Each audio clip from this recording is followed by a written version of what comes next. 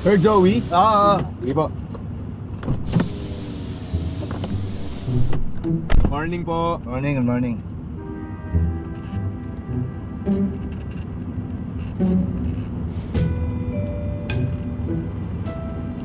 Patong ride mo, init-init. Ay, Para tayo na sa impyerno. sorry po.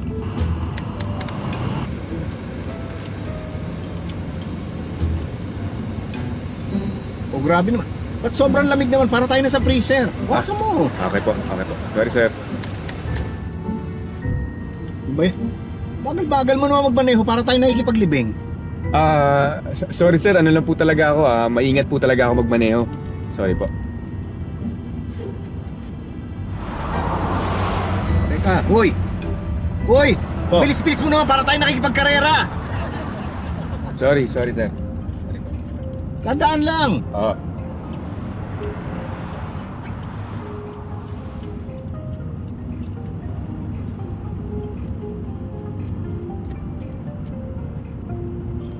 Ba yan? Ang hina naman ng music mo para tayo nasa library. Uy, uy, teka, sandali, ang lakas-lakas naman yan. Para tayo nasa kotse. Ito na boy. Sorry sir, sorry. Tabi mo na nga lang dyan. Tabi mo dyan. Diyan lang ako.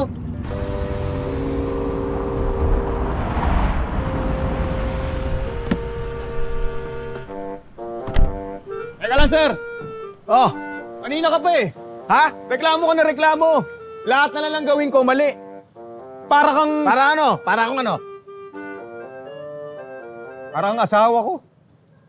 Hoy, alam mo, ganyan din ako. Asawa ko ganyan din. Lagi binubungangaan, wala nang ginawang tama. Kaya sa labas na lang ako nagtatapang-tapangan eh. Kasi sa loob parang bilanggo. Sir, parehas pala tayo eh. Ganun ba? Eh, pasensya ka na, sumisigaw ako kanina. Sorry. Pasensya ka na din, sir. Oo, sorry. Pareho tayong maligo. Okay ka na yan, oo. Sorry sir ha. Hoy, kanina pa doon nandito, bawal pumarada dito. Bakit? Kaya magyakap. Ay, magsyota. Bakit? Bawal?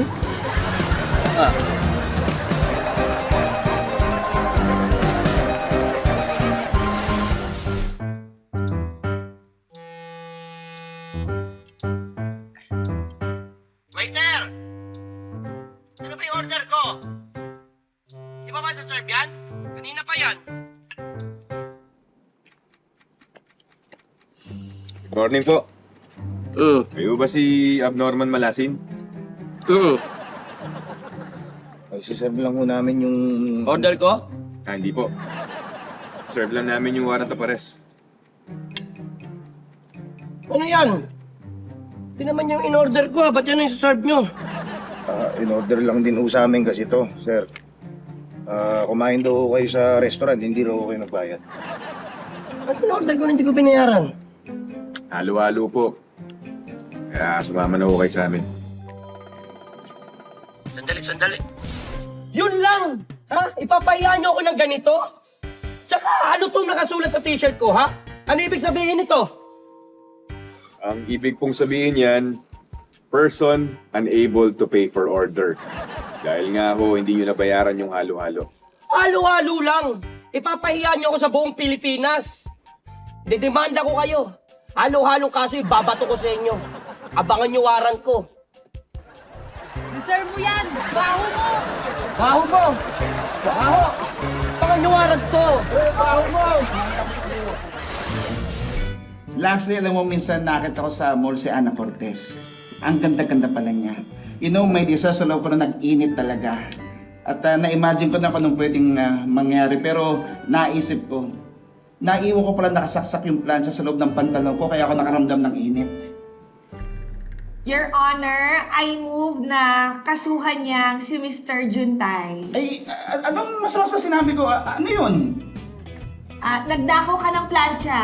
Ikaw pala yung shoplifter na hinahanap namin. Nilagay mo sa pantalon mo yung ninakaw mo. Ay, hindi ako yun. Malinis ako. Hindi ako yun. Malinis? Imagination mo lang yan. Ay, hindi ako yun. Malinis ako. Ay, sandali lang. Hindi ako yun.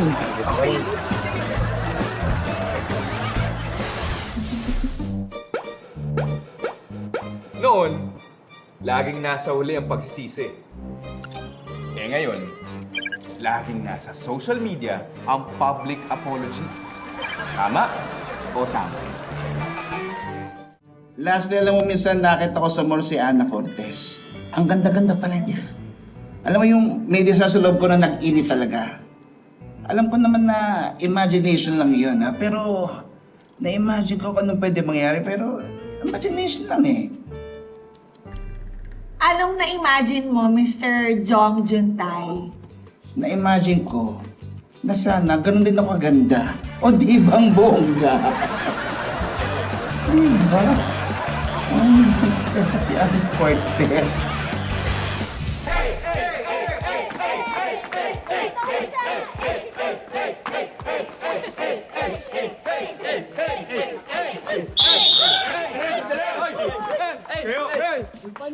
Hindi kayo tatahimik. Malalayasin namin kayo, ha?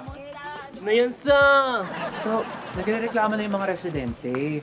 Ang gugulo nyo kasi. Alam nyo, maya baka nag-aaway pa kayo dito. Aning sayo, sa? Galing to sa hood. Pero epas ang game. For real. Ano ka mo? Ebas ni ka. Nega sa all ng real G's. 0 days man. May bitaw to, dol. Negas din kami sa Roxy ah. No e-boot, no e-pip. Tamang epti nga lang si Oma eh. Naloko niyo yata kami, ha?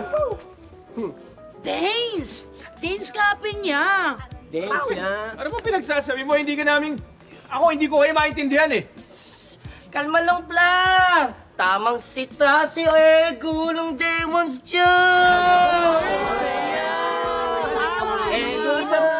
Kung ano pinagsasabi?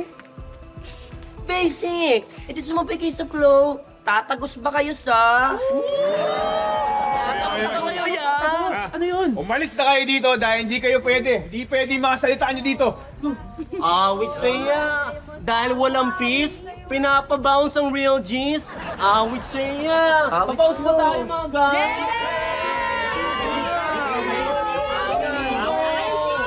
Di mga ganyan-ganyan. Ano, pare? Ang mga ganyan. Hindi na natin kaya to, eh. Umawag na tayo ng baka. Umawag ka na.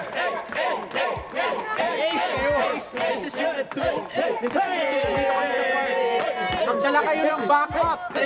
Magsama na rin kayo ng pulis! Ano nangyayari dito, ha? Nakagulong dito! Sir. Hindi po namin sila makakontrol, eh. Tapos kung ano pa pinagsasabi nila, hindi namin maintindihan. Awit. Ako bahala. Hoy, kayo! Ang lakas nyo eh, no? Awit sa inyo, Gar! Mga Ea at Ekang OG Hasla. Sa kayo mo, Roxy ng swag! Ha?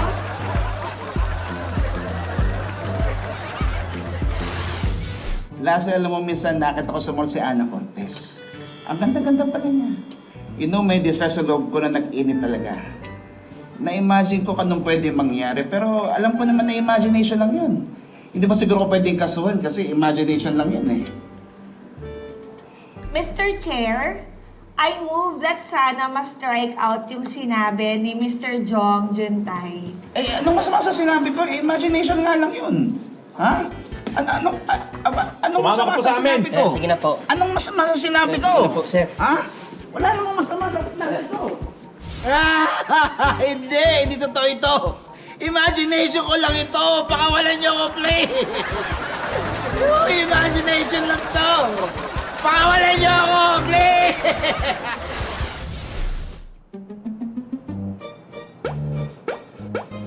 Noon, pag may hirap, may ginhawa. Eh ngayon, kapag may mahirap, may mga kura. Tama o tama?